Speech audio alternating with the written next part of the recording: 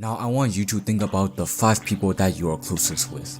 Think about their personalities, the way they act, and their ambitions. Are they the person that you strive to be? Do they motivate you to become a better person? And after hanging out with them, do you feel more confident in yourself?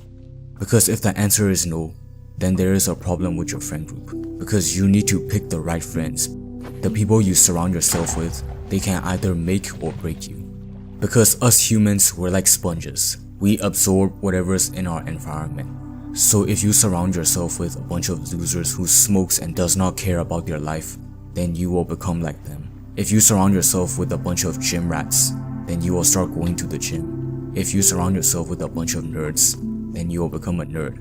You become what you surround yourself with. And that's why I want you to reflect on yourself and your friend group right now, on whether they are pushing you to become a better person. Because you are the average of the 5 people you are the closest with. And on the topic of friends, let's be honest, are the people you're closest with even your friends? Because you can have many friends but still feel lonely. I know in school, having lots of friends and being popular, it feels like the ultimate flex because it makes you look likable and charismatic. But if you're just friends with everyone for the sake of just being popular, then they're not your friends. They're not gonna care about you if something bad happens to you. And there's a difference between friends and acquaintances. And most people mistake acquaintances for friends. And the best way to differentiate between the two is, think of it this way. If you guys didn't sit next to each other in class or play the same video game, would you guys still talk? No.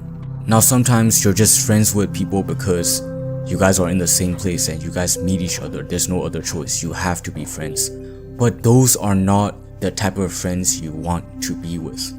You want to be with people that shares the same goals with you and push you to become a better person. Not just because you guys were forced to talk since you went to the same class. You don't want people that ridicule you, make fun of your interests and make fun of your hobbies because it's different. If any of your friends disrespect your hobbies or do any of that, then they're not your friends. Like for example, if you told them about how you want to start a YouTube channel or start hitting the gym, a toxic fake friend, they will just make fun of you and ridicule you. They want to pull you down because if you improve and become a better person, it makes them feel insecure. They want to look better than you. They're with you because it makes them look better. But good friends, they motivate you and they push you. For example, if you tell them your goals, they hype you up. They ask how they can help or they might even try to join you. Now this part is very confusing because it's so hard to differentiate between toxic fake friends and actual friends. Like for example, some friends, privately they may be nice to you, they motivate you, they tell you about how good you are. But then when they're with other people, they talk about all the embarrassing things you have done and they might even make fun of you behind your back. So it's difficult to differentiate between the two. But one good way to tell if somebody is the right friend is whether you gain energy or drain energy after you hang out with them. So the next time you hang out with your friends, do a quick reflection. How do you feel after hanging out with that group? Do you feel motivated? Do you want to meet them again? Do you feel energized, confident, and motivated? Because if you feel that way, then that is the right friend group. Your friends should leave you feeling motivated and make you want more. On the other hand, the wrong type of friends will make you go home feeling exhausted, stressed about drama, and you might even feel like you had to fake your personality just to fit in. Now just because you feel drained after hanging out with the group does not mean that the group is filled with bad people.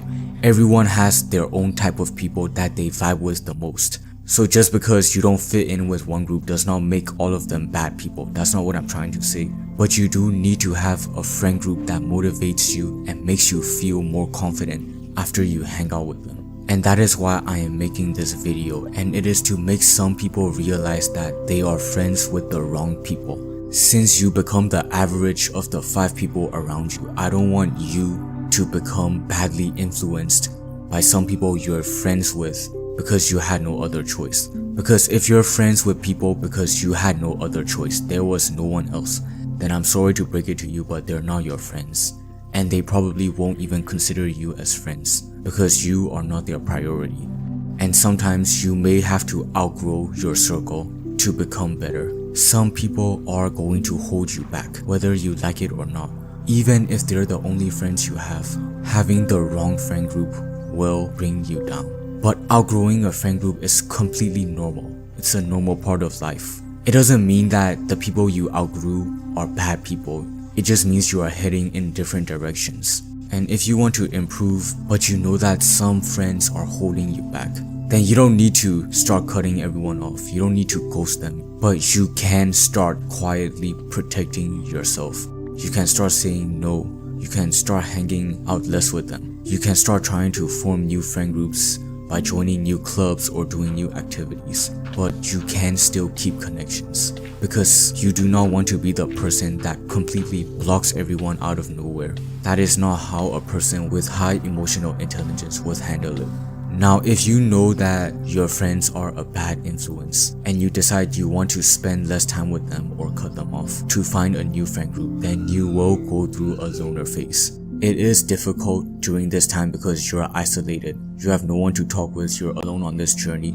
But that isolation phase is just a temporary feeling, and it is usually the stepping stone to better things. So I repeat the same question again. Think of the 5 people that you are closest with.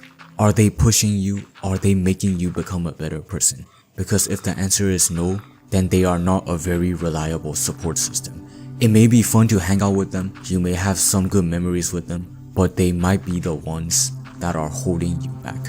And on the topic of support system, I have been reading all the comments that you guys have been putting out, and I just want to say thank you so much for the support. Seeing these comments, it motivates me to pump out these videos. So if you have any more ideas or advice that you want to hear, then leave a comment down below. I'm not gonna force you to like or subscribe. I will also link some videos which you should watch if you want to become a better person. But please, surround yourself with the right people and make sure they do not hold you back.